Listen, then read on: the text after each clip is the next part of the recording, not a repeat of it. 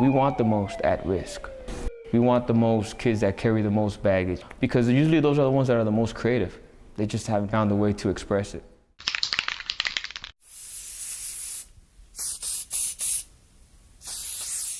Urban Arts Crew, it's an opportunity where youth from the city that are involved in tagging, that are involved in graffiti, get the opportunity to get exposed to just different types of art. My boss put me in a pickle, and he said that he had these people that wanted to fund $10,000 to a youth program. I thought about my city, I'm from Wilmington, and in Wilmington, graffiti art's real famous, and so I started thinking, and I remember he came back into the room and I said, my idea is simple. Let's have a program that makes graffiti artists better. I think the roots of that is that if we can make graffiti artists better, they're not gonna waste their time doing just vandalism. If you could get better at it where you can make money and you can take that to canvas work, murals, there's a future there. Unfortunately, many students don't have the opportunity to pursue arts classes in the school. We don't want you to get busted out in the streets. We don't want you to go to jail over something as dumb as you painting on the street. So it's just a way to express yourself. The only thing I don't like about it is if you do it, you go to jail or you get in trouble for it. It's not a great thing to destroy what somebody else has worked hard to maintain and to purchase. But I think creativity is a great thing. Sure, some of them may do it to be cool and to show their gang colors, but also deep down it's a way to express your individuality and to express your creativity. There are lots of ways to do that are not destructive. This program sounds like it's a way to put those creative instincts to greater use. We kind of have a structured program where we take the kids from more of the simpler stuff and then definitely more of the difficult stuff. There's kids that come that are really good with markers, again, really good with cans, but never had a brush. And in the first half of our program, where we go from tagger to artist, we'll start off with pencils, to markers, to black books, and then from there we'll go on to actual paint, and we'll start working with canvases, and then from there we'll go on to spray cans and larger canvases and murals. And then we get into more interesting, diverse types of art like wheat and stenciling, which they're kind of their own art. We'll end our first part of our program with a huge gallery. So they'll have the opportunity to kind of have a gallery show, and they can use any of the artwork that they learn throughout their experience. We try to support them in creating an atmosphere that's positive. So we do a lot of relationship building as well on the side.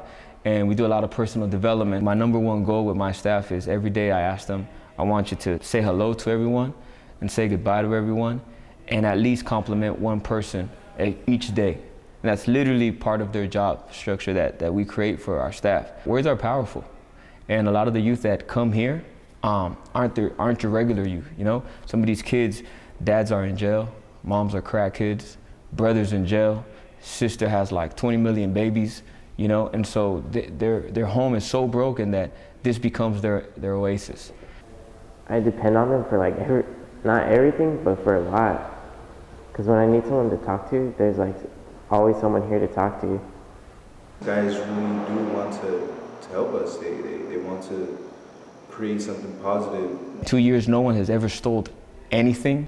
There's brushes, there's paint, there's canvases, and it's just that positive vibe that we give them that everyone really calls this home. Many times, art classes are the things that bring students to school. I used to ditch all my classes, every single class I would just ditch, and except for art class. So I would just stay until then, and then right after that, just take off. The arts are one of those places where students can feel engaged in their learning. When I was younger, I used to always think about, what if we had fun things to do in Wilmington? I want them to have a place that's creative and fun like this. So I think that's where that comes from. We have here one of the opportunities that not too many people have, and in one room have so many creative people from the city. I really feel like if you go downstairs and you meet all these kids, and the majority of them are from, let's say, Wilmington, you can say that we have all of the creative future of the city in one room right now. Since I've been in the program, that's changed a lot because it showed me better opportunities, better things to do with myself, my time. It's a program that engages youth that are disaffected, that are not engaged in school, that don't have jobs, that aren't sure what they want to do. Now, if I never found the urban arts crew, I'll probably be in trouble, being arrested. We created this program out of nothing, out of the back of a church, and a bunch of people with a drive and an idea and a passion and a goal, you know, and everybody got together and, like I said, they created this out of nothing. Sometimes you need different kinds of mentors that will get kids engaged in a different kind of activity. Every once in a while, you'll get a kid go up to you and say, you know what, Eli, thank you for having this place and thank you for having a vision for us. Those are the little things that you go home at and you feel good. We live in a society where it's all about just being a cookie cutter. Like, you have to look like everyone else, you got to talk like everyone else, you got to dress like everyone else. And that's not what life is about. Life is about creativity. And I think urban art has the potential to really influence society as a whole, because urban art is so street, it's so raw. Like, it hasn't really been tainted by other things. It's a crappy world, you know, and I mean, there's beautiful things about it and there's bad things about it, and just being able to create my own fantasy in some senses, or my own reality, or being able to escape into a piece of paper that I create all this depth out of is pretty amazing. It's made me more confident about becoming known from art, because before I didn't know that. I didn't have no idea. Like, I would just tell myself, nah, I'm not gonna be famous, but it made me become the person I am today. And I remember one of these kids went up to me and he told me, I don't know what you do, Eli, but I like it and I want to do exactly what you do, because I don't want to be in the streets anymore. There's a sanctuary for artists, you know. There's no bad blood in here.